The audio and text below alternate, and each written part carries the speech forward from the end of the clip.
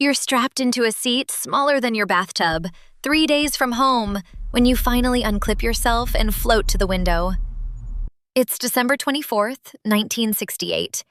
Your name is Bill Anders, and you're about to become one of the first 3 humans to leave Earth's orbit completely.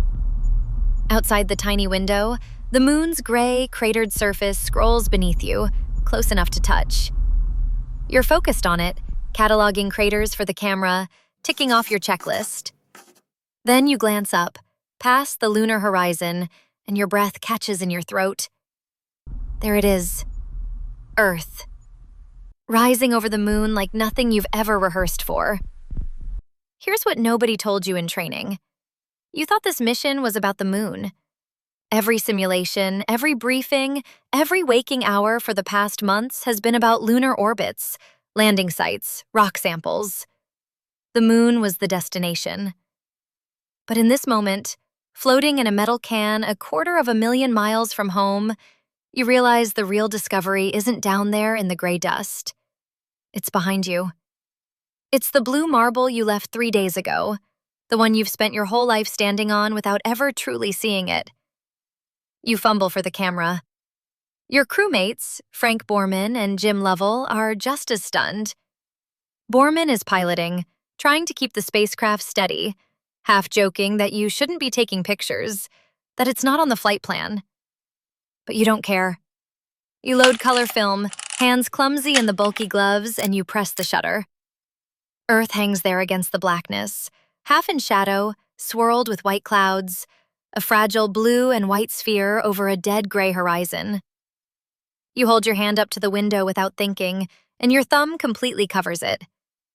Every ocean, every mountain range, every person you've ever loved, every war ever fought, every sunset anyone has ever watched, blotted out by the width of your thumbnail.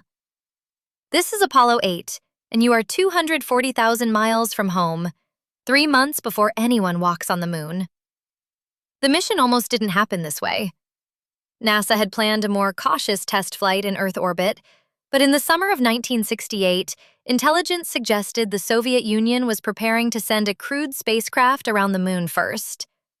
So NASA rewrote the plan in a matter of weeks, betting on a Saturn V rocket that had only flown twice before, both times unmanned, one of them a near failure. You and your crew became the first humans ever to ride that rocket with people inside it, the first to leave low Earth orbit, the first to see the far side of the moon with your own eyes, and the first to feel truly, physically separated from the only world humanity had ever known. And here's the twist nobody expects. You'd think a mission built to explore the moon would leave you changed by the moon. It doesn't.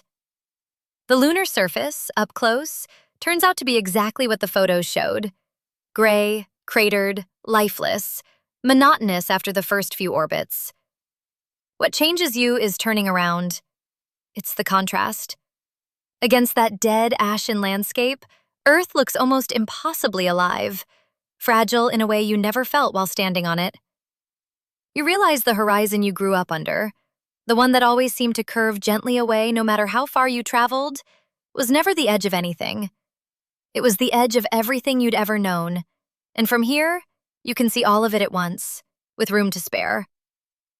On Christmas Eve, you and your crew take turns reading the opening lines of Genesis live on television, broadcast to what was then the largest audience in TV history. You read it staring at that thumb-sized planet, and for a moment, the words about light separating from darkness feel less like scripture and more like a description of what you're literally looking at. A bright sphere suspended in absolute black. Later, you'll say something that becomes one of the most quoted lines in spaceflight history. That you came all this way to explore the moon, and the most important thing you discovered was Earth. Think about that the next time you're stuck in traffic, annoyed about something that felt enormous an hour ago.